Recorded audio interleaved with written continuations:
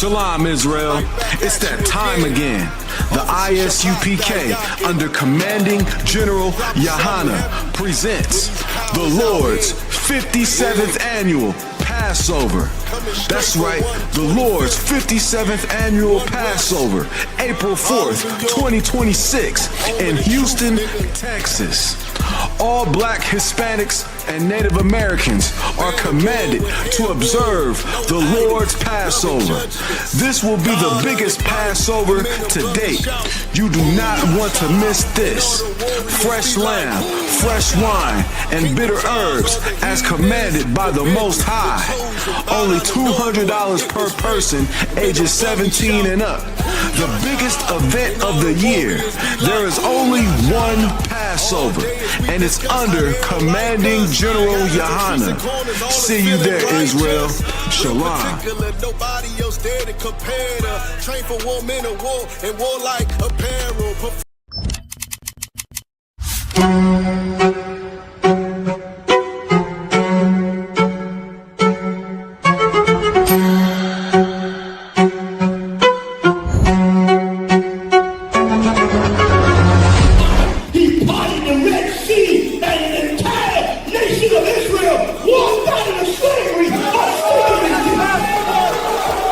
The I.S.U.P.K. presents the Lord's 57th annual Passover, April 4th, 2026 in Houston, Texas. You do not want to miss this one, Israel. Shalom. Shalom, Israel. It's that time again. The I.S.U.P.K.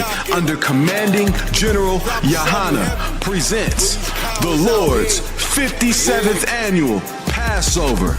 That's right, the Lord's 57th annual Passover, April 4th, 2026 in Houston, Texas. All black Hispanics and Native Americans are commanded to observe the Lord's Passover. This will be the biggest Passover to date. You do not want to miss this. Fresh lamb, fresh wine, and bitter herbs as commanded by the Most High. Only $200 per person ages 17 and up. The biggest event of the year. There is only one Passover, and it's under commanding General YAHANNA. See you there, Israel. Shalom. Nobody else there to compare to. Train for war, men of war, and warlike.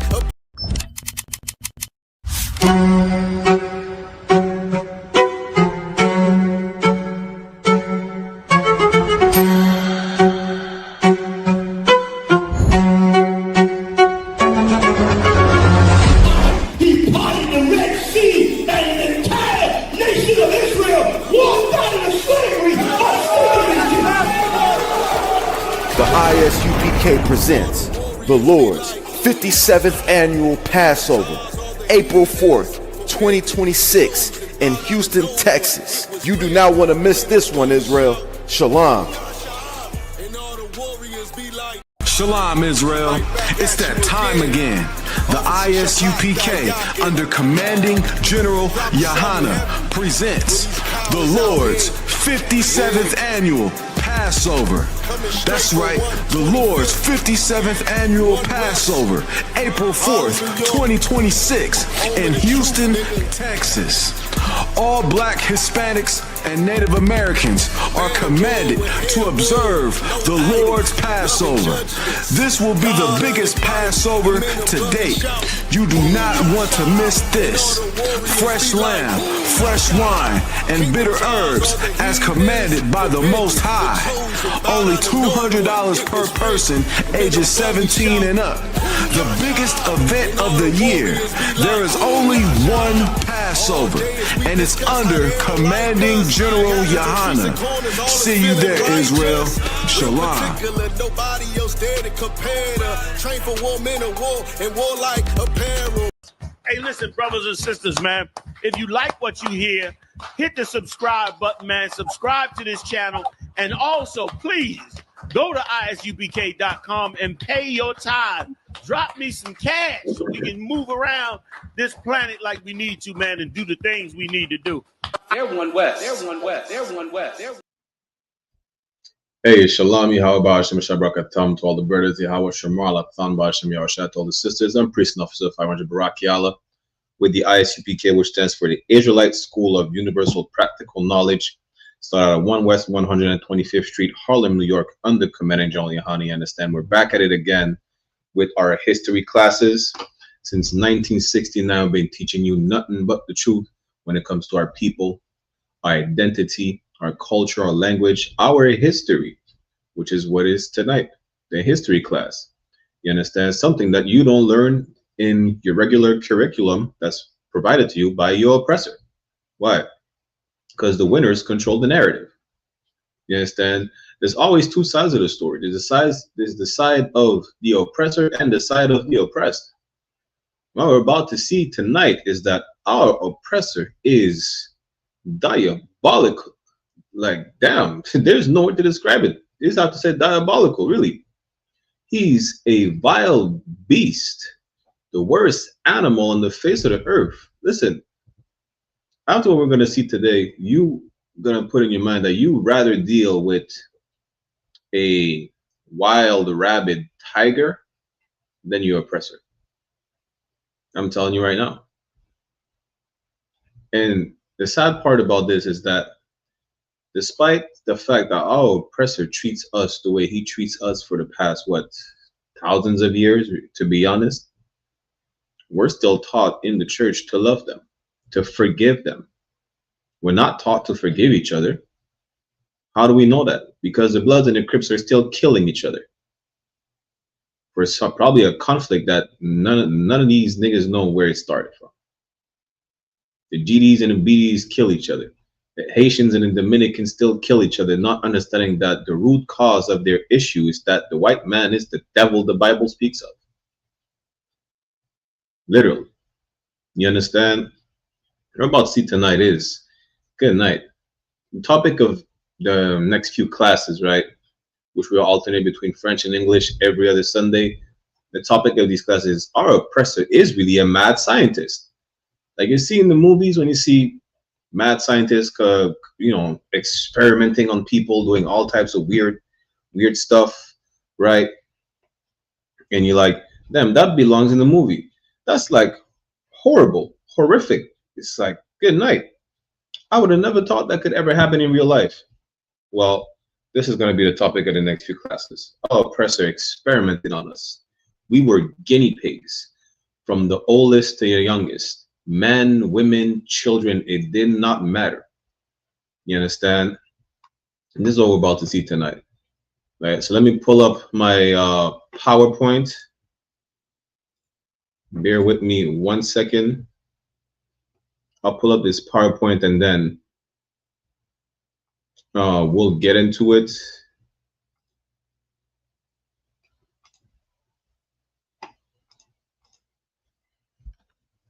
It's a lot here. Let me share my screen.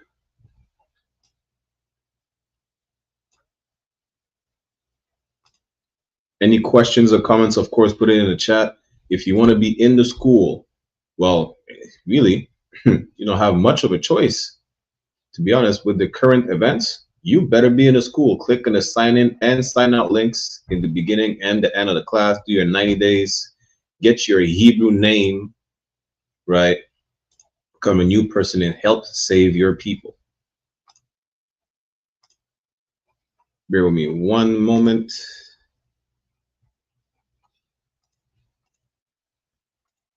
Good night. About to share my screen just now.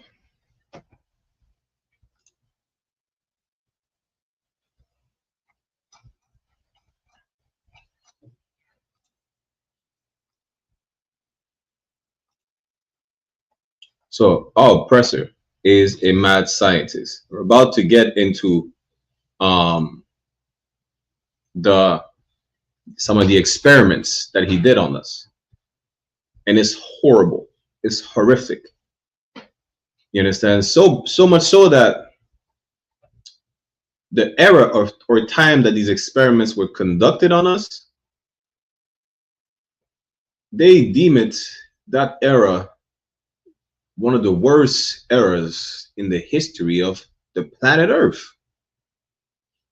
Literally. You understand? Which era is this? Some may ask. It's the colonial era of the transatlantic slave trade. Believe it or not. So who could tell me if they recognize this person right here? Who could tell me if they know who this is? You understand? Let me give y'all a few seconds. Tell me who this is, if you know. If you don't, you're about to know. I'm gonna give y'all a hint, right? If you are in the medical field, maybe you should know about this person. Whatever medical field you're in. This person is in the medical field. Matter of fact, he's a pioneer of a specific field in the medical field, literally. He is deemed a forefather, pioneer. He paved the way to a medical field that we got today. But no sweat. His name is James Marion Sims. James Marion Sims is considered the father or pioneer of modern day gynecology. What is gynecology? Is pretty much the medicine or medical field of the female reproductive system. You understand? And with that said, y'all pretty much know where this is going. Because again, our oppressor is a monster. This devil right here experimented on our sisters, on our grandmothers, on our great-grandmothers, on our daughters. Name it, he did it. You're about to see how horrible our people suffered during that time at the hands of that devil, James Marion Sims. Remember him, because every single nation has to pay for the crime they committed against us. Not because he passed away and he's no longer on the planet right now, currently, right? That he will not pay. All these oppressors will pay in the kingdom. What scripture says reward them double. Well, we're about to see what he did to us, because his captivity is not going to be pleasant. Good night, Salakia. So James Marion Sims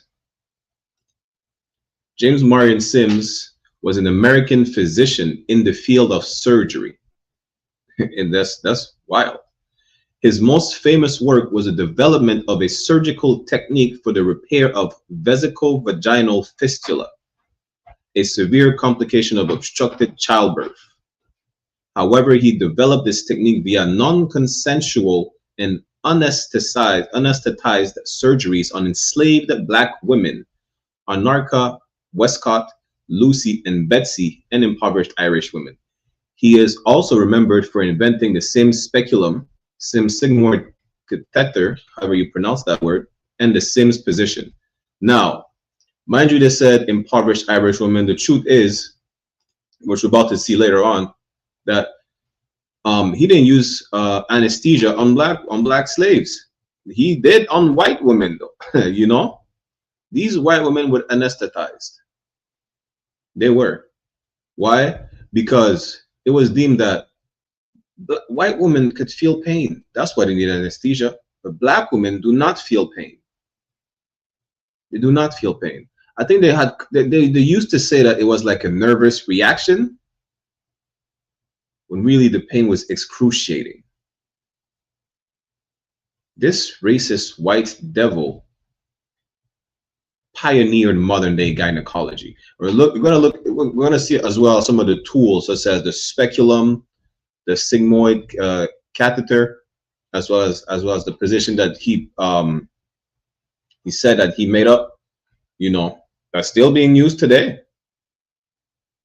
But imagine that our people had to suffer unbearable pain for you to have modern day gynecology and the tools being used in that field, right?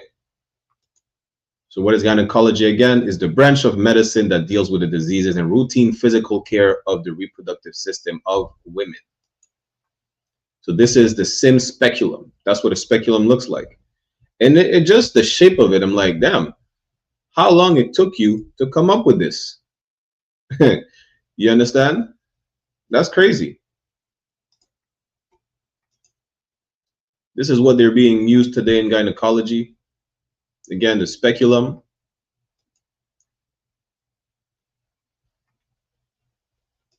This is the Sims catheter. You know, you go on, you can look up on your free time how it is used in gynecology. You know, I'm not gonna get the channel clipped just because you're curious. Just know that our women suffered for him to develop these tools being used today. You understand? And this is that woman laying on her side is what they call the Sims position,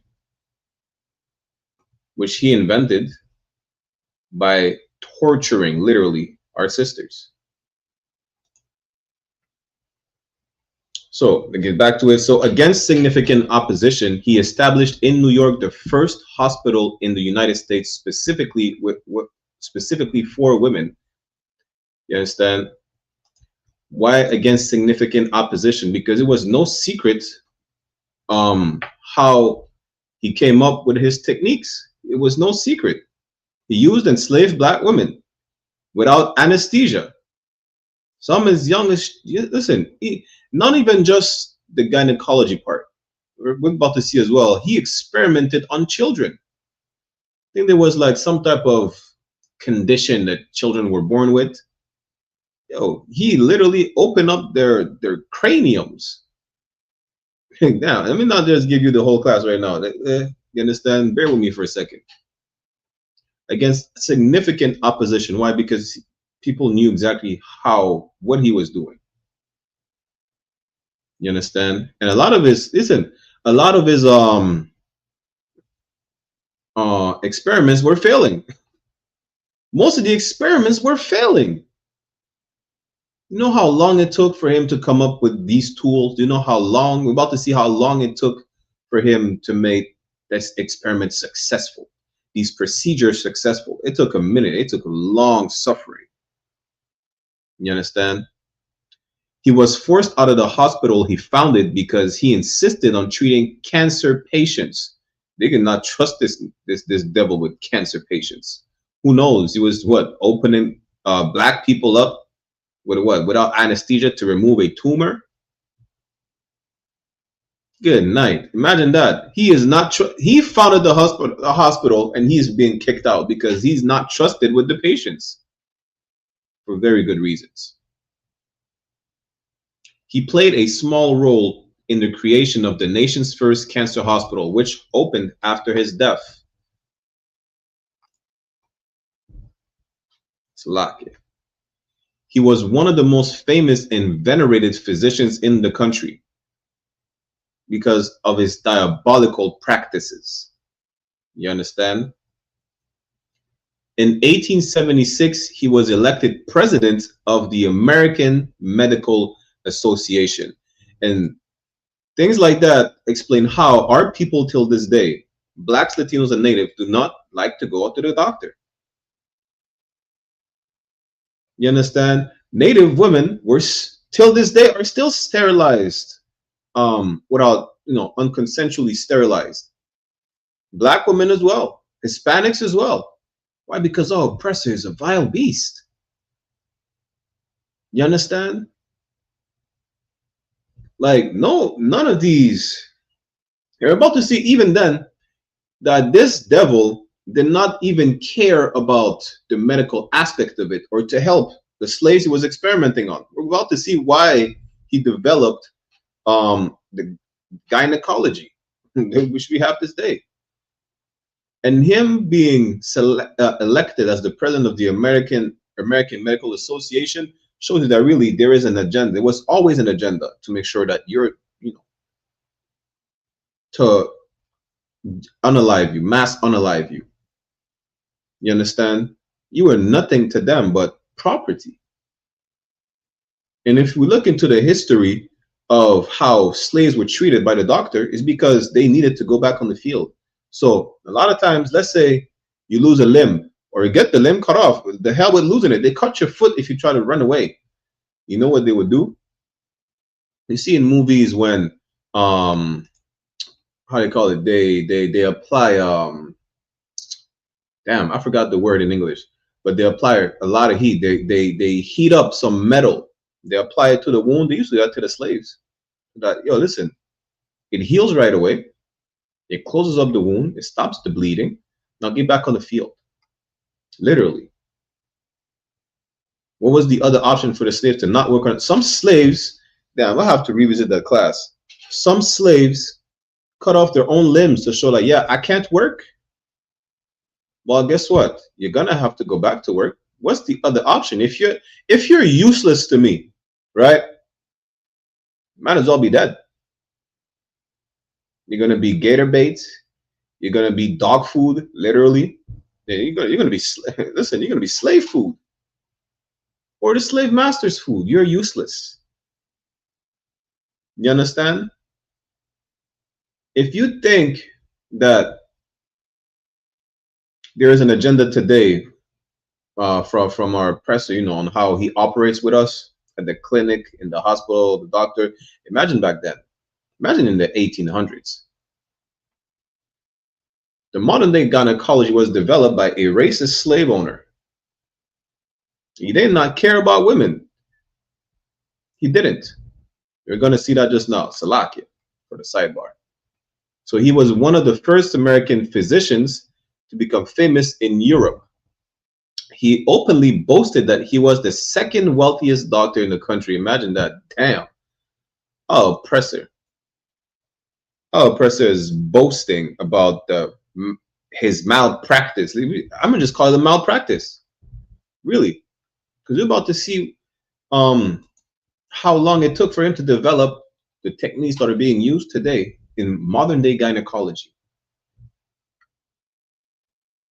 However, a medical ethicist, Baron H. Lerner, states that one would be hard-pressed to find a more controversial figure in the history of medicine. Because again, it was not about the well-being of the people he operated on at all. Doctors want to be doctors to help the world, right? He did it.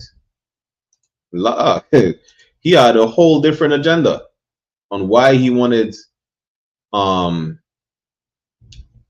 to, for lack of, I'm not even going to say help the women who had women issues, and why he wanted to practice what he did.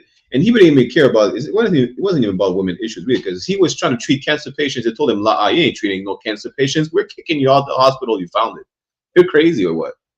It's a lot. A statue in his honor, the first statue in the United States in honor of a physician, was erected in 1894 in Bryant Park in New York City, but removed in 2018. I don't even know. That's no different than putting up a statue of Christopher Columbus. That's no different than putting up a statue of any colonizer, of any slave master. A statue of, let's say Montreal would have a statue of James McGill, who was a slave master, whose McGill University was named after, whose McGill subway station was named after. Damn, McGill Street was named after. This man was a slave master. That's no different at all. You understand? That's no different than having a statue of Napoleon in Haiti or in any French colony. You should never have put that up. And it took a minute to take it down, clearly. Damn. Over 100 years to take down a statue of a slave master that tortured black women to develop the medicine, develop the medical field that there is today called gynecology. Oh, press don't give a damn about you or your suffering. And the only reason why we moved in 2018, of course, was protest, right? Not only that, but you see how it pains white people to discuss the atrocities they did to us. That's in the Bible. It pains them to speak on it. It's like they feel uncomfortable. Why? Because imagine now, right, something so great to help the women, you know, and their women issues. Something so great. Medicine, doctors, surgeons was developed by torturing black people? Damn. Is it really that great? Was it really worth the suffering? Should he really have had a statue? Well, it don't matter at this point. What needs to matter is the truth. The truth that you're not being taught in school. Listen, how many of y'all are going to medical school, want to become black gynecologist, Latina gynecologist, native gynecologist, and not even know that the only reason you're able to be a gynecologist and learn what you're learning in your field, in university, college, or whatnot, because there was a racist white slave owner called James Marion Sims that experimented on black women. That's why. Do they teach you that? Because I know for a fact that when you go learn in medical school, right? You don't just learn the basic stuff of whatever they're doing in that field, being a nurse, being a surgeon, or whatnot. Some of the curriculum is the history of it. Do they teach that history though in the curriculum? Do they teach you the history of who is the father of modern day gynecology? Who is James Marion Sims? What did he do and how did he develop modern day gynecology? Do they teach you that? You understand? Listen, if you look it up, let me see a black gynecologist. Let me see if we could find a black gynecologist. I guarantee we'll find a black gynecologist and then you won't even know. Well, good night. They did not know that their practice comes from slavery. You understand? Let me see if I can find you one. I should have had that ready for y'all. And that's funny as hell. That we don't even know how our people, we made this empire great. That's really what it is. Listen, how much a gynecologist gets paid? That's what I know. How much money are they making till this day from the suffering of our people? Listen, let's see.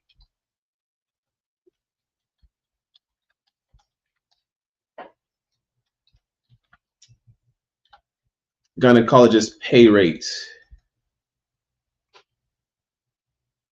Good night. Look at this. Let me share my screen, right? They banking on our suffering. This is a gynecologist pay rate. In Canada, again, let me not go in the US because the US, I know they get paid more. Gynecologist pay rates in Canada. So let me share my screen. Gynecologist pay rates in Canada vary significantly by experience, location, and practice, but generally range from the low 100,000s to the over 400,000 annually, with averages often falling around 300 to 400 plus thousand in major areas like Quebec, and potentially higher in some smaller towns and specialized roles, reflecting substantial income potential with experience. Damn, national average in ranges in Canada, the median around $419,180 a year, with a range showing high earning potential. Look at this. Job bank median ranges from 397,000 in Quebec to 530,000 on Prince Edward Island, with high variability by province. Good night. Listen, this is how much you can make over $500,000 because black women were experimented on during slavery. The reasons why You're making $500,000 today. You're buying your houses as a gynecologist. You understand? You're buying, I don't give a damn what you're buying today, right? You got them devils. You profit from our suffering. Literally. Like, this is us being tortured damn near to death. So what? So you can make between 100 to over 500K a year? Is it really worth it, white people? Let's be honest, white people, right, who seek justice throughout the face of the earth. Y'all all about justice and about how we should love the world. You understand? Stop the suffering of the world. Black women being experimented on during slavery, was it worth your $400,000? The $400,000, over $400,000 every year. Is it truly worth it? Is the suffering of another people worth you buying a house? And I know a lot of y'all are drug addicts too. A lot of doctors are junkies. They get high on all the medicine, the ketamine, the cocaine, the opiates, the opioids, Salakia. You being a rich junkie, is it worth it? Are people suffering really worth $400,000? That is diabolical. Let me see, is a gynecologist pay rate in the US? It's pretty much the same. Damn. If not more. That is crazy. Let me share my screen for y'all. 1 second.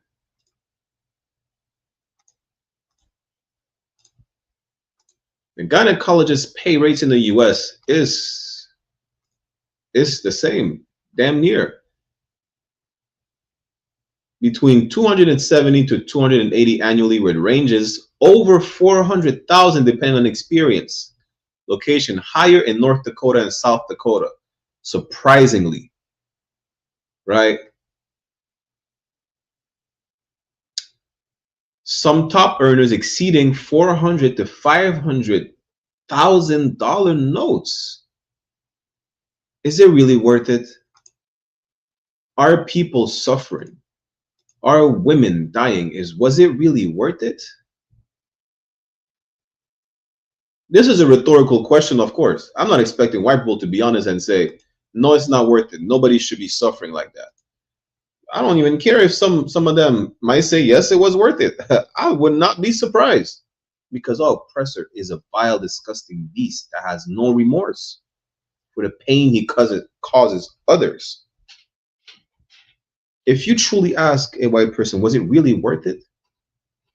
They might say yes, for the greater good. People had to suffer for the greater good. That's what they would say. This is the psyche of a white man. Yes, for the greater good, it was worth it that black women had to suffer without anesthesia to develop modern day gynecology.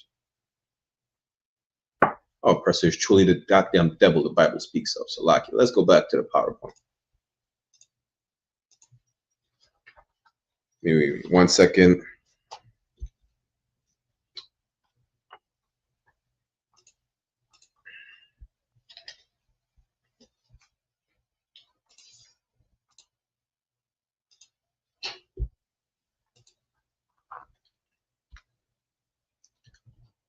There are ethical questions raised by how he developed his surgical techniques, of course. He operated on enslaved black women and girls. I thought it was only black women. Nah, it don't matter how young they were. It don't matter how old they were. It don't matter if they had menopause. He operated on all grandmothers, our great-grandmothers, our sisters, our daughters, our nieces. Why? Because he said black people do not feel the pain. He operated on them so that you can make 400K today for the greater good of medicine, right? Who, like prisoners, cannot meaningfully consent because they cannot refuse. It's not they cannot refuse. I mean, they would refuse and they would still force to do it. Just keep in mind that this is a time of slavery. You can't say no to your oppressor. You can't say no to your slave master. I mean, you could and just die, or you couldn't. They would still just do whatever they wanted to do with you, right? In the 20th century, this was condemned as an improper use of human experimental subjects, and Sims was described as a prime example of progress in the medical profession made at the expense of a vulnerable population. This is exactly how y'all develop modern day gynecology. And he was not the only one, but he was the one when it came to gynecology, though. That's it. Because there were multiple practices, right? Just like what we covered probably next week or so, or in the next class. There were a lot of practices, like the way you have your nutritional charts is because native children were starved to death in residential schools in Canada. That's how you have your nutritional charts today. We suffered the same exact way. Blacks, Latinos, and natives suffered the same exact way. Black women were tortured to death so y'all could have gynecology today and make $400,000 a year, white people. You understand? Sims' practices were defended, good night, as consistent with the U.S. in the era in which he lived by physician and anthropologist Lewis Wall and other medical historians. They're basically saying, listen, at the time, they did nothing that nobody could have done.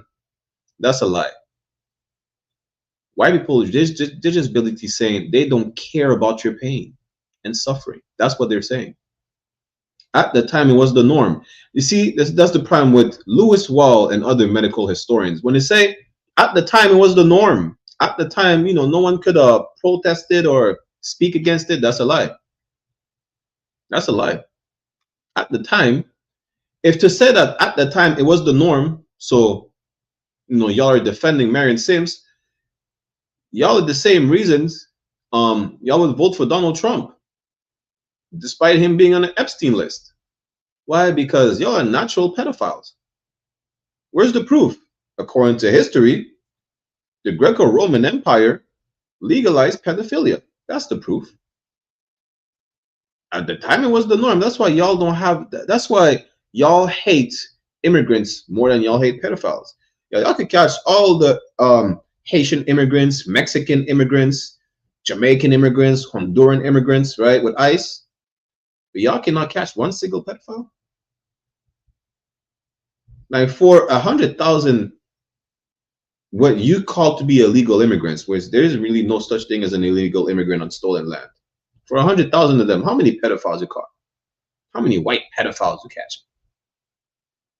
You understand? Y'all really don't have an issue with pedophiles. Y'all don't. Because it's in your nature to be like that. Let me pull up a precept to show y'all, right? Let's go to the book of Hebrews. The Hebrews chapter 12.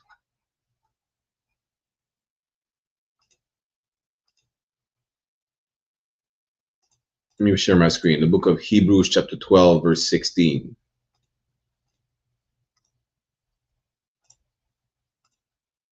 Says this, lest there be any fornicator or profane person as Esau. Who's Esau? That's the biblical name of the white race. The biblical name of the Caucasian race, of our oppressor. Esau, or Edom, the forefather of the Edomites, who for one morsel of meat sold his birthright. There is no more profane fornicator or profane person than these people. So much so, they made pedophilia legal. It's called pederastry. Y'all can look it up. It's not slandering, or, you know, it's not an opinion. It's not slandering. That's historical records. Even, right? Damn, you know what? I'm not even going to give you too much of the history because we're going to cover that history during the classes. If I give you all the history right now, there ain't no point of making a class about it, right? But this is your oppressor right here. And his nature, you could see it on a daily basis.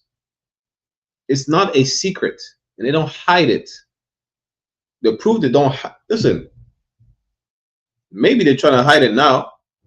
You know, Donald Trump is saying that Donald Trump on the Epstein list is another Donald Trump. That's crazy. You know. But let's get back to the PowerPoint. Salakia, or the sidebar.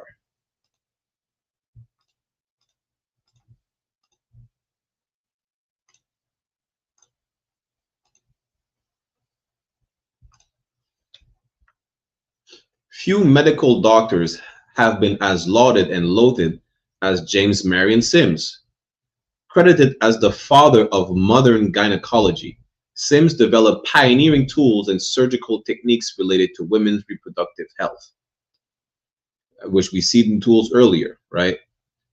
In 1876, he was named the president of the Medical Association, and in 1880 became the president of the American Gynecological Society, an organization he helped found. That is diabolical.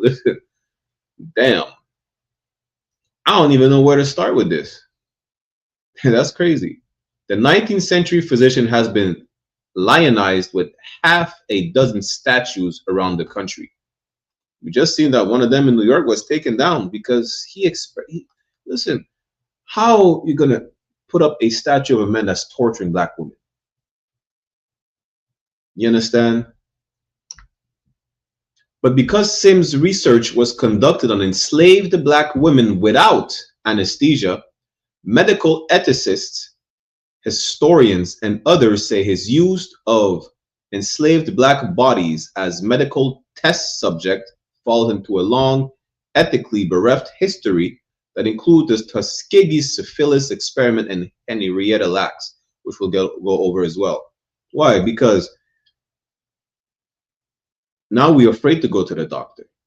You might have an issue that you're afraid to address because of post-traumatic syndrome that's passed down from generation to generation. That's why we're still afraid to go to the doctor. That's why a lot of y'all were afraid to take the vaccine. Like, no, they're going to poison us with the vaccine. They did that with the Tuskegee syphilis experiment. You know, our women, listen, a lot of women die during childbirth in the hospitals. You wonder why? Our women don't even want a white nurse. What's the name of the sister that died in Montreal? I think it was 2-3 years ago. Joyce Echaquan. This is how we're treated.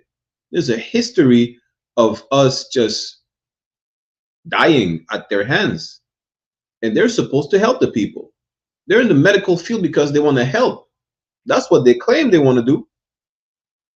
You understand? And really, when it says test subjects, you know what a test subject is? It's a guinea pig. That's what it is. We're guinea pigs for them to develop gynecology today. And I'm going to bring this up. I'll make a clip after that, right? Just so y'all could be rich off of our suffering. Just so y'all could make $400,000, we had to suffer.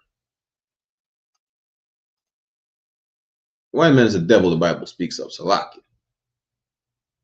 Critics say Sims cared more about the experiments than in providing therapeutic treatment. What did I tell you earlier? He didn't care about the medical aspect. He didn't care about if these women, he experimented on kids too. He didn't care about if these women or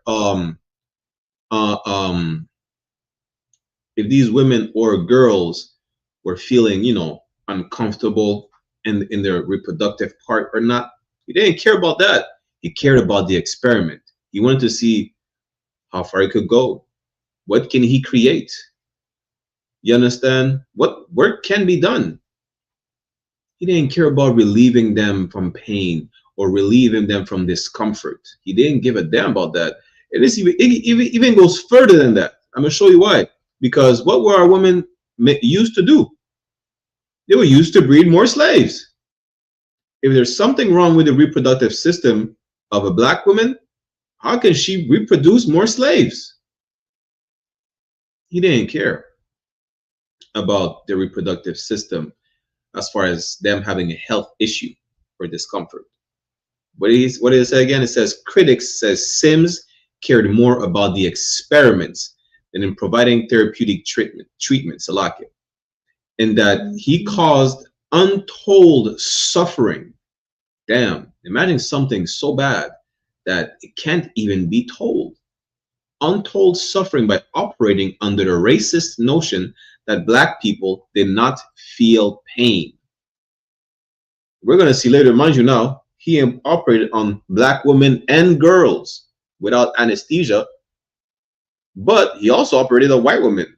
You know what was the difference though? That he provided them anesthesia. Why? Because white women feel pain. They're delicate. They're fragile. Black women are robust and they don't feel the pain like an animal. You know, they don't have emotions. It's just a nervous reaction. That was the racist notion.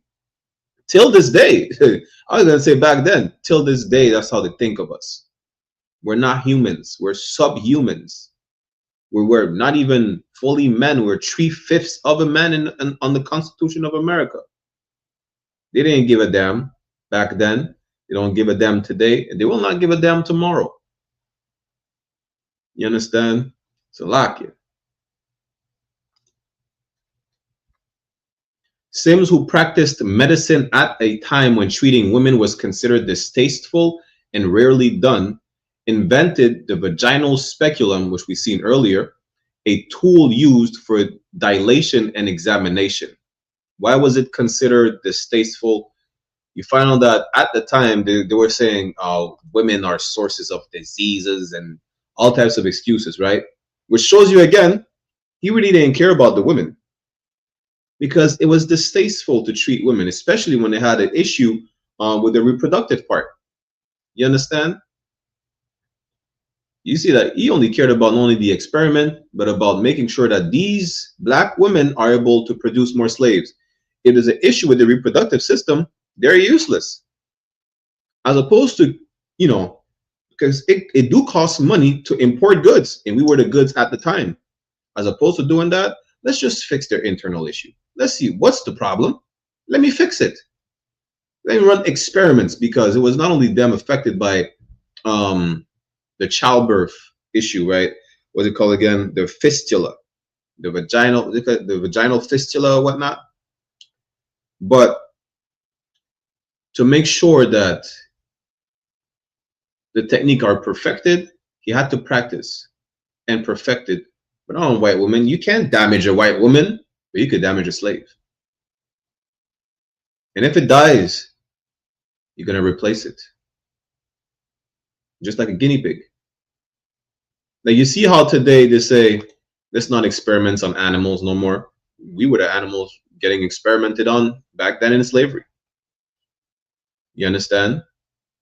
We were. But bear with me 1 second. Babukusha.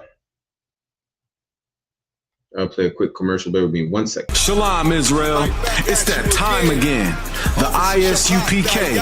under commanding General YAHANNA presents the Lord's 57th annual Passover. That's right, the Lord's 57th annual Passover, April 4th, 2026 in Houston, Texas. All black Hispanics and Native Americans are commanded to observe the Lord's Passover. This will be the biggest Passover to date. You do not want to miss this. Fresh lamb, fresh wine, and bitter herbs as commanded by the Most High. Only $200 per person, ages 17 and up. The biggest event of the year. There is only one Passover, and it's under commanding General YAHANNA. See you there, Israel. Shalom. Nobody else there to compare to. Train for war, men of war, and warlike apparel. Prefer our leaders, can't get between us. Watch where you stepping. All right, we're back. You understand? And again, there was a notion that we didn't feel no pain. So he got to experiment freely on black women, damage them as much as possible until it was impossible no more. Quiet, because they're dead. You understand? Salakia.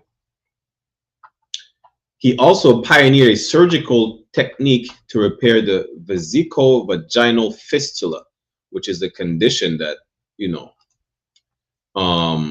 at the time was common right? So a common 19th century complication of childbirth in which a tear between the uterus and bladder caused constant pain and urine leakage. The fistula is basically a rupture of the vaginal wall. It could be a rupture that links the vaginal wall to the bladder, to the colon, or the bladder, the colon, and something else. You understand? I forgot. You see, in the UPK, we're learned Negroes. We know what we're talking about. Y'all can look, y'all go on Google and see if I made that up. That's a real thing. You know, we know what we're talking. This is the universal practical knowledge you don't get in school. You definitely don't get in the church. That this Christian slave master made black women suffer so white people can make $400,000 a year today as gynecologists. So his defenders say the southern-born slaveholders, his defenders is crazy, was simply a man of his time for whom the end justified the means. I mean, the end justifying the means. All he cared about is, you know, doing whatever came to his mind. That's it. And that enslaved women with fistulas were likely to have wanted the treatment badly enough that they would have agreed to take part in his experiments. They're basically saying, right, that they had an issue they wanted to fix, so might as well be what you call it again, a guinea pig. Like, be an early tester of that medicine to see the good and the bad side. If there's some good side, good, their issue's fixed. If there's a bad side, well, you volunteered for it. You know, it was never a guarantee. So they're making up excuses that, yeah, you know what? It's not about the consensual part, but they had an issue that needed to be fixed. How can we fix the issue if we don't address them hands-on? Like, if we don't treat these women, they're going to keep suffering. And they didn't want to suffer. That's what they're saying. You know, he was just a man of his time. He was not evil. You know, he was just a man of his time. That's what they're saying. Well, guess what? James Marion Sim was an evil bastard. An evil bastard. He was a Christian. That's it. Salaki. James Marion Sims was a Christian. That's it. A Christian that white people are thankful for, because now they get to make hundreds of thousands of dollars per year as gynecologists. I'm gonna keep saying this probably throughout the class, because imagine that y'all are becoming rich from our women suffering. Y'all became rich because you're a violent, despicable people that made our women suffer. No, on the pretense that what they're saying, his defenders, like William, what is it, Lewis Wall or William Wall, I forgot, saying that these enslaved women with fistulas were likely to have wanted the treatment badly enough that they would have agreed to take part in his experiments. Well, guess what? There were also white women with fistulas. Why did he not experiment on these white women with fistulas? Why did he not provide anesthesia to these women that he experimented on? He gave anesthesia to the white women because the white man's the devil the Bible speaks of. That's why. Salakia. But history hasn't recorded their voices and consent from their owners. Imagine that. You get consent from the owner of the slave, but not the slave itself. That is crazy. And consent from their owners who had a strong financial interest in their recovery was the only legal requirement of the time. Why, again, it's not about the medicine. It was not about developing gynecology. It was all about making sure that these women are able to pop out more slaves. If they have fistulas, if they're constantly in pain and it makes childbirth uncomfortable, you know, to the point where they can't give birth no more, they're losing their value. We can't breed more slaves, so we need to fix the issue. It was not about making them feel, you know, relieving them from the discomfort of their private parts or their reproductive system. It was about making sure they could breed more slaves. And out of all people, they took like one of the most diabolical physician. You know, so much. This man was so diabolical. He got kicked out from the hospital that he founded. Imagine that. And this is who experimented on our women to develop the modern day gynecology. Salakia. Roots in the market for enslaved people. Born in Lancaster County, South Carolina. Yeah, he was definitely a Christian.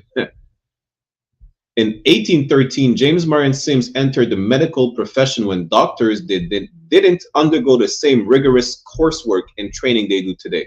Meaning, yo, listen, you didn't have a diploma like you need today. He didn't do 4 years in medical school. How long do gynecologists have to study today? Let's look this up, right? He said,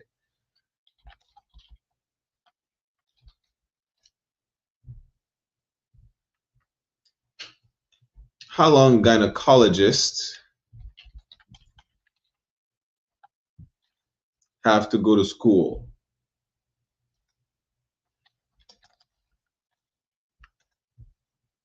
Damn. Imagine that. Let me share my screen, right? Let me stop sharing this. Let me share this. A gynecologist has to study how long? Can y'all see this? Becoming a gynecologist typically takes 12 to 15 years after high school, including a 4-year bachelor's degree, 4 years of medical school, and a mandatory 4 to 5 years, I don't know what's OB-GYN, I guess OB-gynecologist residency, plus an optional 1 to 3 year fellowships for subspecialization, making it a lengthy but rewarding path. Damn, this is the reward for our women suffering for 400 years? Damn, that's diabolical. Well, guess what? At the time, James Marion Sims did not need 15 years to become a gynecologist. Overnight, he just said, I'm going to take this and that slave, and I'm going to put my fingers up in her and just see what is the issue. Where is the bleeding coming from? Where is the discomfort coming from? What, you know, and she cannot say no. So technically, if she can't say no, she automatically says yes. So she has to be consensual. That is the mindset of our oppressor. You understand? That's crazy. Today, it takes you 12 to 15 years after high school for you to operate on women and fix their reproductive system. Well, back then, James Marion Sims just decided to be the one. Overnight, he said, you know what? They didn't, even though they may not have named it gynecology at the time, he said, you know what? I will be the one, you know, testing, paving the road, I guess. Damn, it's like it. That's diabolical. Imagine 4 to 5 years of studies. What he said? 4 year bachelor's degree. Guess what? One of the experiments was successful after 4 years of suffering from one sister. Good night. Our oppressor is diabolical. So, lucky. Let's go back to the PowerPoint. Y'all make sure you like, share the class everywhere. You understand? Our people need to know this. That your blood and suffering, your pain and suffering is worth $400,000 apparently.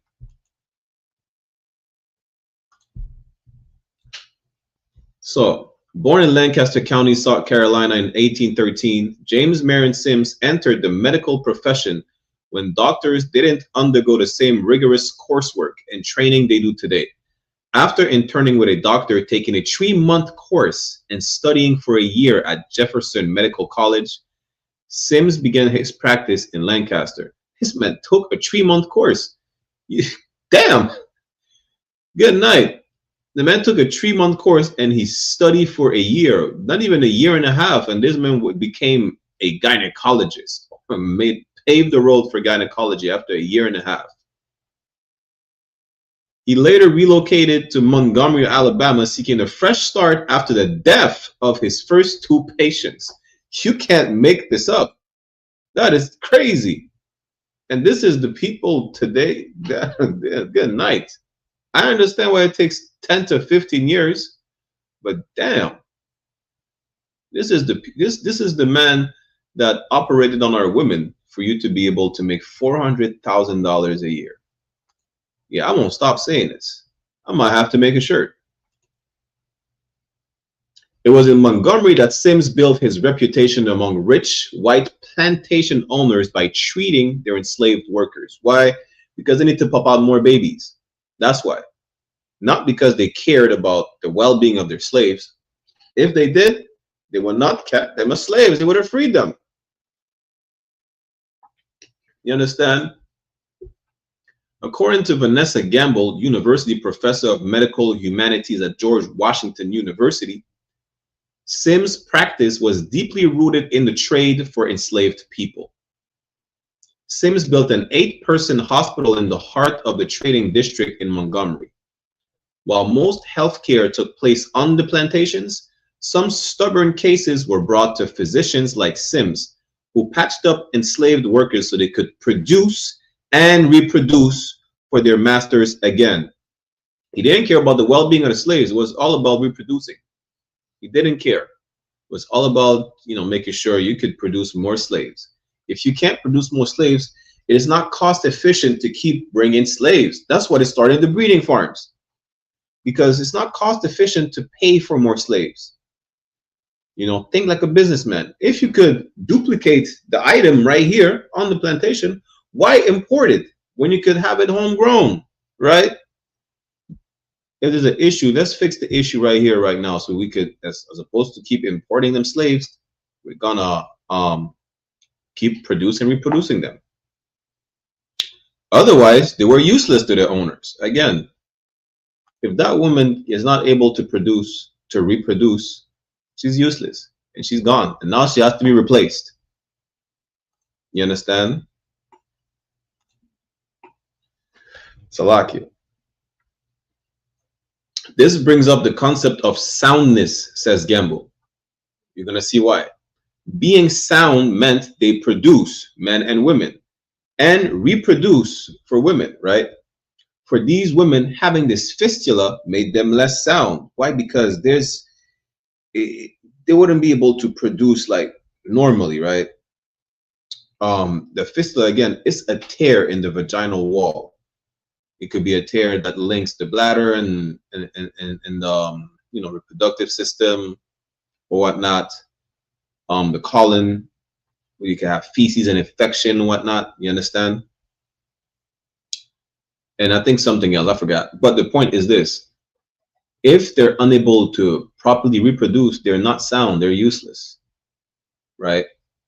Like most doctors in the 19th century, Sims originally had little interest in treating female patients. He didn't give a damn. And no specific gynecological training. Why? Because he's the one who created it. He's the one who made it up. He's the one who pioneered it. How? By making experiments. It's called trial and error. It was a lot of trial and error. And his first 2 patients, damn, they died. Imagine this. It was a lot of trial and error. In the time, there was no need to have this FDA approved by the Board of Medical Association. No. He had free reins to do whatever the hell he wanted. Indeed, examining and treating female organs was widely considered offensive and unsavory. But his interest in treating women changed when he was asked to help a patient who had fallen off a horse and was suffering from pelvic and back pain. I forgot to mention, these oppressors were so perverted. Of course he didn't care about seeing a vagina. You understand? It was his excuse to just, listen, dive in, head first, salakia. To treat this woman's injury, Sims realized he needed to look directly into her vagina. Listen, you think he didn't go for it? He went for it, of course. He positioned her on all fours, leaning forward, and then used his fingers to help him see inside.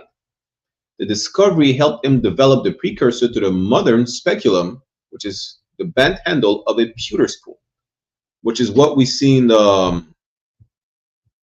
earlier, right? This is the speculum. This is what's used in modern day gynecology.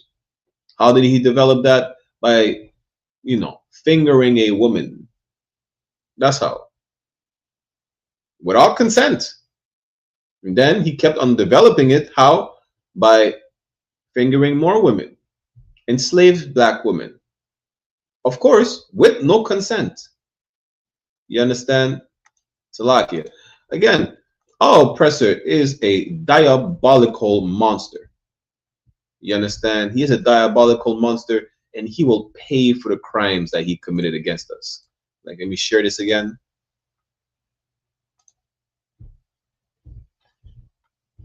From his examination, Sims could see that the patient had a vesico-vaginal fistula, which is the rupture. With no known cure for the ailment, Sims began experimenting in 1845 with surgical techniques to treat such fistulas. If the patient's owners, why? Because his patients are black slaves. Salaki, that's why they have owners. Not white indentured servants, but black slaves. You understand? Salakia. If the patient's owners provided clothing and paid taxes, Sims effectively took temporary ownership of the women until their treatment was completed. Damn. That is bad. He later reflected in his autobiography, The Story of My Life, on the advantages he found to working on people that were essentially his property. There was never a time that I could not at any day have had a subject for operation. That's what he said. According to Sims, this was the most memorable time of his life. You understand? The time where he was so happy, you know when it was? It was he had like a plethora of slaves to operate on, to experiment on. That's why he was so happy. He never ran out of a test subject. And even if he did, guess what? He had slaves. The owners that had slaves that had, you know, women reproductive system issues, they were going to him, and they could provide clothing and pay taxes, and the slave would stay with him until the issue's fixed. He never ran out of a patient, or more so, a guinea pig. He had them by the dozens, by the loads, by the boatloads. Salakia. There was never one time where there was, you know, not a slave to experiment on. There was never a shortage of slaves for him to experiment on. You understand? Old and young, it didn't matter. Salakia. And he was happy about it. Good night. But did his enslaved patients consent? Sims wrote that the women had clamored for the operations to relieve their discomfort. Again, the oppressor is such a devil, he's going to say, well, these women had issues that they needed to fix. They had an ailment that needed to be addressed. So of course they were glad to be guinea pigs. Of course they were glad that I experimented on them. That's what they're going to say, whether it's him or the people defending his practices, right? But whether they consented or not was never captured in any other historical record. The only people who tell you they consented are Sims, the one experimenting on them, and the people defending Sims. That's it. There's not a record of an actual slave that say they did consent. As Bettina Judd, assistant professor of gender, women and sexuality studies at the University of Washington, points out, consent isn't always about whether you can say yes, it's also whether you can say no. And during that time, slaves were not able to say no. If you said no, you would be disposed of. Even so much so that they're going to claim that a lot of slaves may have consensually took part in, you know, sexual relationships with their masters. They were just not able to say no. Some would go ahead and, you know, have the courage and say no and go ahead and die or fight for their life. But a lot of slaves, they just did not say no. At the time, you said saying no was a death sentence. You understand?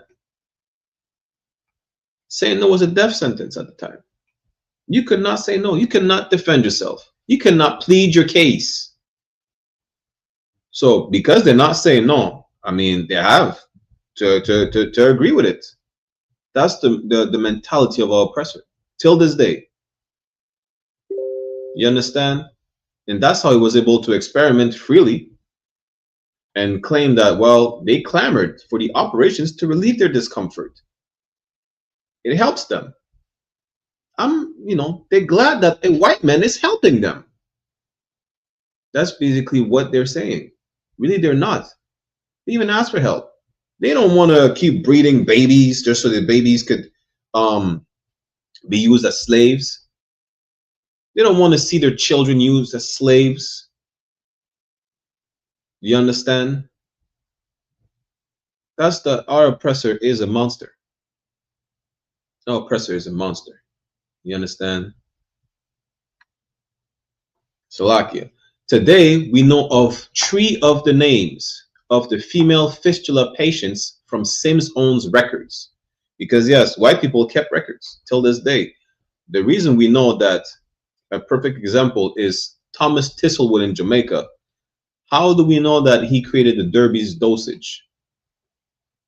Y'all go look it up or wait to the history class where we're going to cover it. How do we know that? Is because he kept records. He kept a journal. How do we know that Christopher Columbus and his men used to practice how sharp their swords were by hacking off limbs of the indigenous people? They kept records because it was fun. It was like a diary. Literally, they had a diary on the atrocities they were committing against us. Well, Sims was no different. You understand? You're going to see one of these sisters, it took 4 years for him to develop this solution to the issue. So today, we know 3 of the names of the female fistula patients from Sims' own records: Lucy, Anarcha, and Betsy. The first one he operated on was 18-year-old Lucy, who had given birth a few months prior and hadn't been able to control her bladder since, which is a symptom of the fistula. During the procedure, patients were completely naked and asked to perch on their knees and bend forward onto their elbows so their heads rested on their hands. Do you know how uncomfortable it is? Imagine how uncomfortable it has to be for these sisters to just constantly be naked in front of that slave master, being at his total mercy. Our oppressor is a despicable being. I don't even want to call him a human being. He's a despicable creature. Lucy endured an hour-long surgery, screaming and crying out in pain, as nearly a dozen other doctors watched. Didn't we read earlier where apparently black people don't feel the pain? See, that's what we're talking about. That's why he operated on white women with anesthesia. On black women, he didn't give them anesthesia.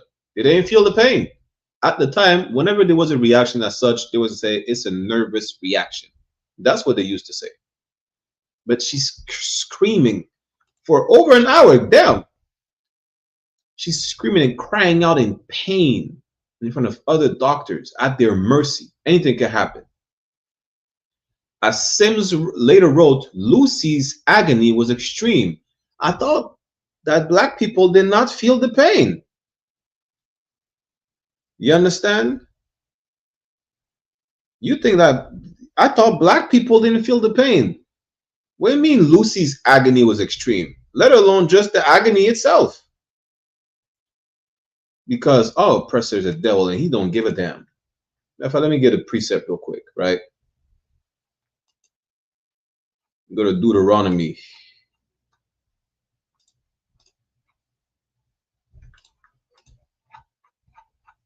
Chapter 28, verse 50.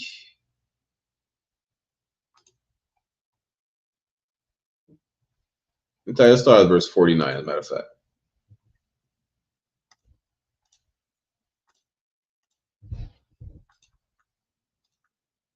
Deuteronomy chapter 28, verse 49. The Lord shall bring a nation against thee from far. Listen, we were put in captivity. Why? Because we disobeyed the Lord time after time. You could read this all throughout the Bible, from the Old Testament to the Apocrypha to the New Testament.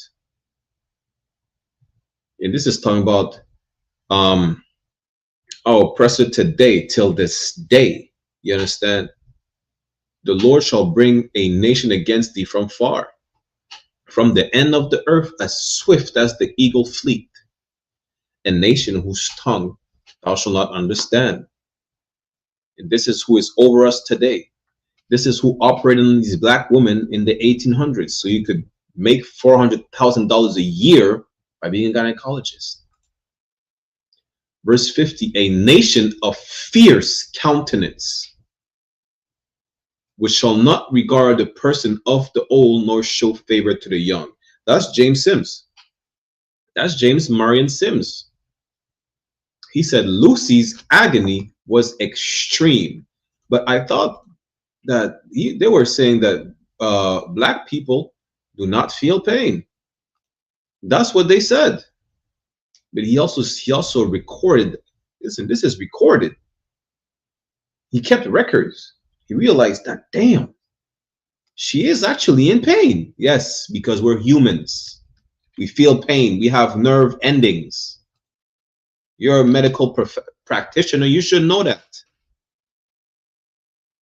But our oppressor is just the devil the Bible speaks of. That's really it. And he don't give a damn. He is what?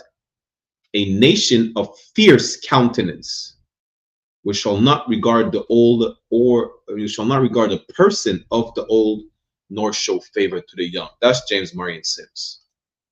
Operating on an 18-year-old girl. He said, black people don't feel pain. But he recorded himself that, damn, the agony was extreme. You understand? Let's read that again. As Sims later wrote, Salaki, Lucy endured an hour-long surgery, screaming and crying out in pain, as nearly a dozen of doctors watched. As Sims later wrote, Lucy's agony was extreme. She became extremely ill due to his controversial use of a sponge to drain the urine away from the bladder, which led her to contract blood poisoning. Damn, I thought she was going to die. It took Lucy 2 or 3 months to recover entirely from the effects of the operation, he wrote. That is diabolical. And this is, listen, this is the, damn, I don't even have words for it. White people today become rich because Lucy suffered over an hour long and almost died from blood poisoning. That's all. Y'all becoming rich today as gynecologists. Y'all have to thank Lucy for her pain and suffering, white people. You understand? Sims' experiments on Lucy were unsuccessful. Hey, good night. And nearly killed her with severe blood poisoning. Imagine this. All that pain and suffering for what? For nothing. These experiments were unsuccessful. He didn't progress by making Lucy suffer. He didn't. And he didn't care either. It's lacking. He nonetheless continued to perform procedures on enslaved black women, sometimes drugging them so they could not resist. Wait a minute, didn't we speak about consent earlier? He said the black women, they were happy to be experimented on. Of course they cannot say no. He said they could not say no. How can they say no? They're drugged the hell out. Yes, they had drugs back then. You understand? That doesn't mean they were not feeling pain. That was not anesthesia, because black people did not feel pain. That's what they're saying. Despite Lucy's agony being extreme and all these experiments being unsuccessful, he didn't care if it didn't work. He kept doing it to her and other black women, so that white people today become gynecologists and make over $400,000 a year. Good night. Sims subjected Anarcha, which is one of the 3 recorded black slaves in his records, an enslaved teenager, to at least 13 operations without anesthesia before he developed a repair technique that was deemed safe to attempt on white patients. You see today how they have yeah, what they call it? They say animal trials, or they have trials to make sure it's safe to operate on humans. Well, you were the trial. You were the animal trial back then. That sister had to suffer at least 13 operations without anesthesia to make sure it's safe to operate on white women. They were not going to operate on white women as test subject and, you know, destroy the white woman. White women are fragile and precious, right? What about black women? What about black slaves? They're disposable. They don't feel pain. Despite it being recorded, I mean, that's probably a nervous reaction. But that's our oppressor till this day. You were the animal trial back then to make sure it was safe to operate on white women. And these white women got anesthesia. I forgot to mention that. Good night. For a long time, Sims' fistula surgeries were not successful. And y'all keep in mind that we read earlier, when he became a medical practitioner, his first 2 patients died and he had to relocate to Montgomery, Alabama. After 30 operations on one woman, a 17-year-old enslaved woman named Anarcha, who had a very traumatic labor and delivery, he finally perfected his method. After 4 years of experimentation, that same sister that he subjected for at least 13 operations, he put her through 30 operations, if not more, right? If not more. For over 4 years, she had to suffer. So you can make today $500,000 a year. So you could become the successful rich gynecologist today, white people. A 17-year-old black woman had to suffer for over 4 years so that James Marion Sims, the pioneer of your medical practice, perfected his method to be safe to use on white women.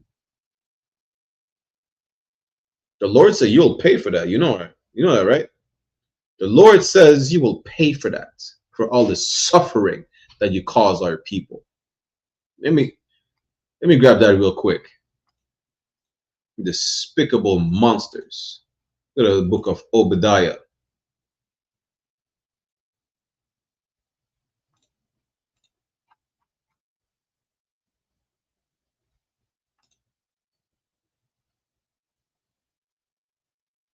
Chapter 1. Let's start at verse 9. Right?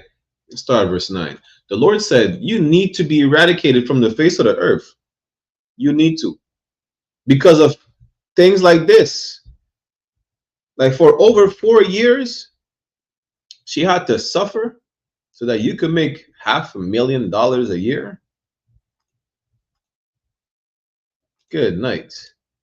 And we've seen a sister before her almost died because of multiple blood poisoning. You don't even know what she went through. I thought y'all cared about women, right? Clearly y'all don't. Y'all don't. Obadiah chapter 1 verse 9. And thy mighty men, O Teman, shall be dismayed to the end that every one of the mount of Esau, every one, no exception, of the mount of Esau, from the old to the young, the men, the women, the little white boys and little white girls that Martin Luther King was talking about, the descendants of James Marion Sims, and all you modern day gynecologists who benefit from it, to the end that every one of the mount of Esau may be cut off by slaughter. That's the Lord. That's not me. That's the Lord who said. That was thousands of years ago. Verse 10. For thy violence against thy brother Jacob, That's not because you're white with blonde hair and blue eyes, but it's because you operated on a 17-year-old black slave for over 4 years. She underwent over 30 operations just so it could be safe to operate on white women who were provided anesthesia. That's why. For thy violence against thy brother Jacob and all the countless other black slaves that were not recorded. Only these 3 names appear, but he had over hundreds of slaves that he experimented on and failed at that. And he still had to suffer until he figured out what to do, because he didn't have a gynecologist degree. He didn't. There was no such thing as a gynecologist back then. He pioneered gynecology by treating us as guinea pigs. For thy violence against thy brother Jacob, shame shall cover thee, and thou shalt be cut off forever. You will be eradicated for his actions. That's why. Y'all need to be taken off of the face of the earth. Why? Because y'all are despicable monsters with no remorse. He didn't care. At the time, he said black women don't feel the pain. And come to find out, one of his, like one of the slaves he operated on, she must have cried so loud. He could not deny that. Yeah, that sounds like pain. That doesn't sound like a nervous reaction. That sounds like pain.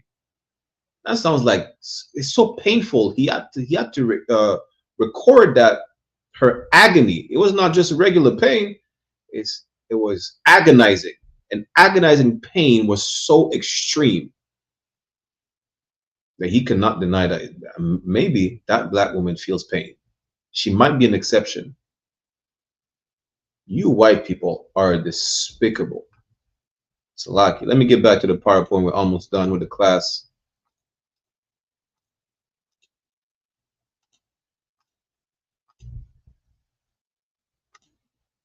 So again, let's read it from the top. For a long time, Sim's fistula surgeries were not successful.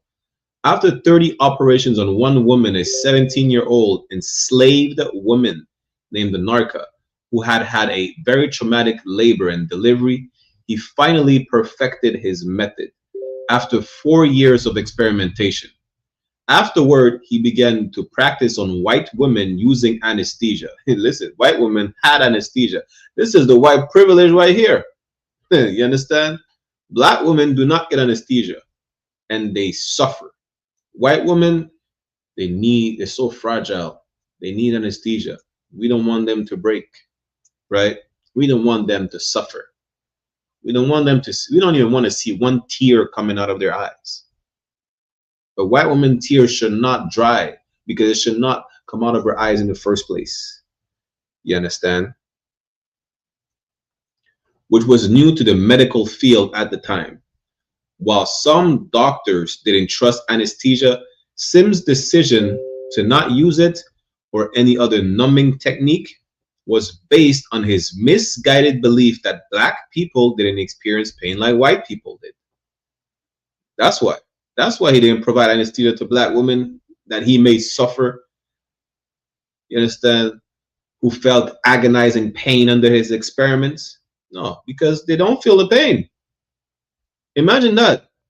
He believed black people don't feel pain like white people do, yet Lucy felt agonizing, extreme agonizing pain. That's in his records. I did not make that up. He recorded that. You understand? It's a notion that persists today according to a study conducted at the University of Virginia and published in the April 4th, 2016 Proceedings of the National Academy of Sciences. Nothing changed. That's basically what they're telling you. Their mindset haven't changed at all. Not at all. You understand? It goes worse. It goes further than that. Experimenting on enslaved children. Writer and medical ethicist Harriet Washington says Sim's racist beliefs affected more than his gynecological experiments. Mind you, as we read earlier, he was kicked out of the hospital he founded because he wanted to treat cancer patients. Knowing the history that he has with treating women for their, women issues, right? And the reproductive system. They said, nah, we're kicking you out. We ain't letting you treat no cancer patients. His racist belief, it was more than his gynecological experiments. Before and after his gynecological experiments, he also tested surgical treatments on enslaved black children in an effort to treat trismus nascentium, which is neonatal tetanus, with little to no success. We're going to see what that is in a minute. Sims also believed that African Americans were less intelligent than white people, and though it was because their skulls grew too quickly around their brain. He would operate on African American children using a shoemaker's tool to pry their bones apart and loosen their skulls. What is prenatal neonatal tetanus? Is the lockjaw of the infant. It's a syndrome called lockjaw, right? Which is a severe form of tetanus affecting newborns, characterized by painful involuntary jaw muscle spasm, or lockjaw, that prevents feeding and swallowing, often linked to infection from unsterile instruments or umbilical cord care, leading to breathing issues and convulsions, and historically a major cause of infant mortality before widespread vaccination, right? But he said, listen, he experimented on our children with little to no success. He said, we're stupid. He said, we're stupid because our skulls are growing too quickly around our brain. Meaning what? Meaning listen, he literally called us airheads. The skull is growing too much around the brain. There's too much space between the brain and the skull. He basically called us airheads. And to fix that, he used to do what? He would operate on African American children using a shoemaker's tool to pry their bones apart and loosen their skulls. These are the shoemaker's tools of back in the day. How was he using it? Use your imagination. Use your imagination. That's it. These look like, damn, listen, you would see these used on a person in a horror movie. Our life and relationship with these people, it's a horror movie. Our life living amongst them is a horror movie. We're still in the horror movie. Shout out to my brother Gadala. You understand? For being in the class, about to end it in a minute, but this is the treatment that we were subjected under. Why? So that today you are able to make over 500K a year as a gynecologist. White people, our people had to suffer this treatment. That's why. I'm gonna keep saying it until the end of the class, because why? You still benefit from our suffering till this day. That's why. In the 1850s, Sims moved to New York and opened the first ever women's hospital, where he continued testing controversial medical treatments on his patients. When any of Sims' patients died, don't be surprised, the blame, according to him, lay squarely with the sloth and ignorance of their mothers and the black midwives who attended them. He did not believe anything was wrong with his methods. It's black people's fault that black people die from his torturing practices. That's what he's saying. He's not doing anything wrong. They die, you know why? Because black people are less intelligent than white people. That's why they die. They're airheads. That's what he said. Our skull is growing too fast for our brain. That's what he said. He did not believe that, he's doing anything wrong, despite the fact that Lucy had to agonize in extreme pain for over an hour. He experimented on Anarcha and other slaves for over 4 years, over 30 experiments, so that he could safely experiment on white women with anesthesia. Anarcha didn't get anesthesia for over 4 years, but that white woman, she had the privilege to get anesthesia. And when one of the patients died, well, it's not his fault. It's their mother's fault and the black midwives. Imagine that he had to specify it's the black midwives' fault. You understand? Salakia. Oh, precious, the goddamn devil the Bible speaks of. He did not believe anything was wrong with his methods. Sims' practices ignited controversy during his lifetime, says Washington. The medical community debated his methods, and some of his white colleagues even openly objected to his experiments, saying he took things too far. You know what is that? Him, that sounds like what? That sounds like Christopher Columbus. How? Because Christopher Columbus was told by the Spanish crown that he's raping too much. Imagine that. Christopher Columbus was told by the Spanish crown that he's too violent. He's doing the most. Well, guess what? His white colleagues said, "Yo, listen, you're wilding out, buddy. You're wilding out." And that's what they were telling you. Imagine, like, you're being such a white man that you're too much even for white people, even though white people are not suffering, but they couldn't take it no more. We just read it. For the violence towards thy brother Jacob, I'm paraphrasing, shame shall cover thee. They were ashamed at some points, like, damn, we're doing too much. It's impossible that us as doctors, as medical practitioners, right, we cause so much pain and suffering. They couldn't believe it. They say he's doing too much. They couldn't take it no more.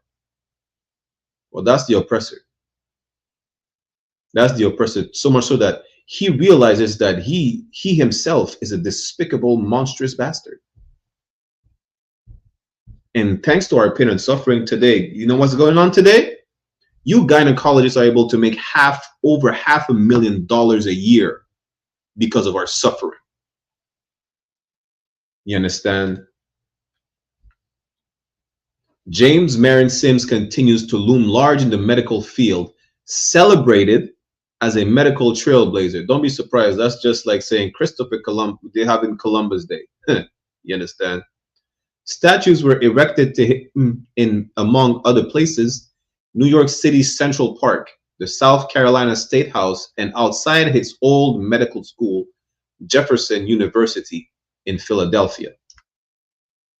After several years of activism, the Philadelphia statue was moved into storage, and the statue in Central Park was removed on April 17, 2018. Its plaque was to be replaced by one of the educates the public on the by one that educates the public on the origins of the monument and the controversial, non-consensual medical experiments Sims used on women of color. The names and histories of the 3 known women whose bodies were used in the name of medical and scientific advancement by Sims, Lucy, Anarcha, and Betsy were to be recognized on the new plaque. And that's just outright disrespectful. They bring that last precept real quick, then we all end the class. Listen, we don't give a damn about a goddamn plaque. That plaque is not doing nothing for us.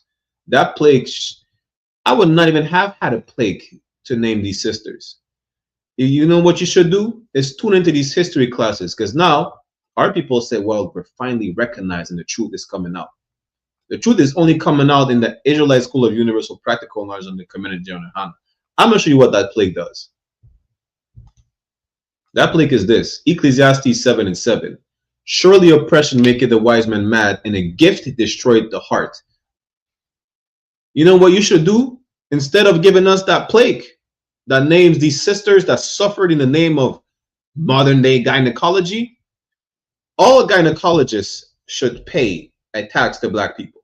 That's what should happen. Why? Because you're only a gynecologist because we suffered.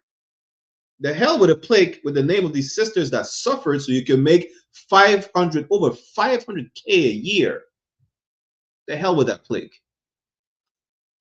Gynecologists should pay black people, listen, a tax, a pain and suffering tax, because we were the guinea pigs that were experimented on without anesthesia, just so you could make over 500K a year today. So you could buy your house, your Hummer, so you could go on vacation in the Caribbean, so you could go on vacation into a country that your people still oppress till this day. So you could go to Punta Cana. So you could go to, where did they go? In Cancun. So you could go into a resort in Colombia. So you could go to a beach that is strictly for white people in Jamaica, or in Guadeloupe, or in St. Martin. So you could go to Barbados. So you could travel around the world. We had to suffer. You understand? With that said, listen, we'll end the class right here. You know, we will do that class next week, but in French, right? Y'all make sure you like, share, subscribe to these classes. We'll get a security announcements, and we will see you next week, Israel, for the history class again. Hey, I say Shalom, Yabashim Shabakatam to all the brothers, and Yahweh Shemala Tam Bashim Rishad to all the sisters, and make sure y'all click the sign in and sign out links in the class. The water, Israel.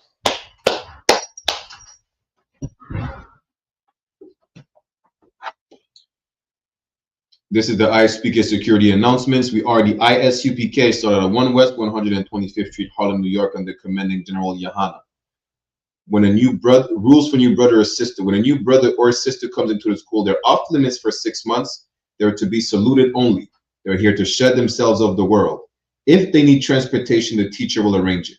After 6 months, if a brother or sister has an interest in a particular person, he or she must get permission from the head to speak to a brother or sister.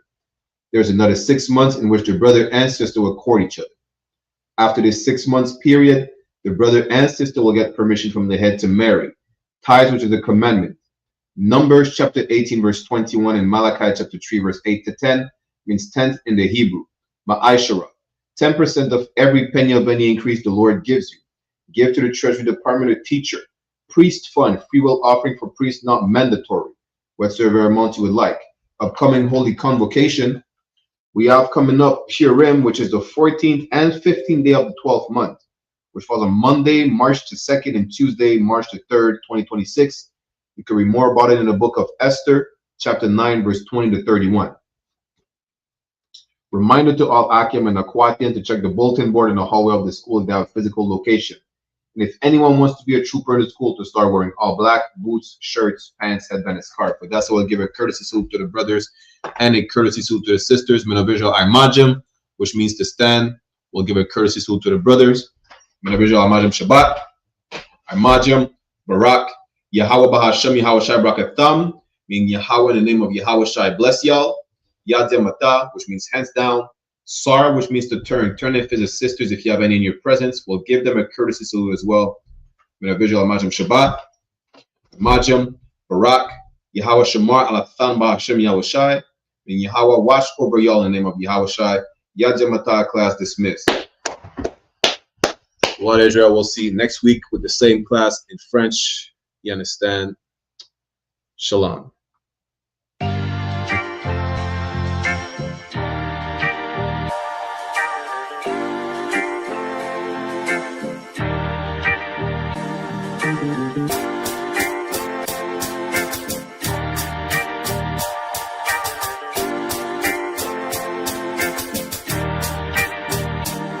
They said free the Palestinians, then celebrate the death of native Indians. How these other races gon' take us serious? They don't. It's silly thinking you can fight oppression with a vote. I'm so woke, I got sleep deprivation. Belly of the beast giving birth to a nation. You know how I feel to have culture and they take it. It'll never be peace, tell them free the reservation. Till it's backwards, they don't know that they exist no more. Ever try reaching out for help and you just get ignored? Pick up vices like drugs, a child fill a void. They get a youth life sentence for a killing, he was just a boy. Niggas pouring what we living for. Life a gamble, it's like 10 or 4. Police hands around your neck, they just hit record. We in war, man, this ain't the norm. But you don't know how I feel to be black. Yeah, you don't know how I feel to be black. Yeah, you don't know how it feel to be black. Yeah, you don't know how it feel to be black. Yeah, you don't know. Mama on the stage crying. She just lost her only son to gang violence. Pops level 4 yard talking through the fence. Have you ever tried to hug your loved ones through a fence? Have you ever been hated just because your skin? Have you ever worked all week and couldn't pay your rent?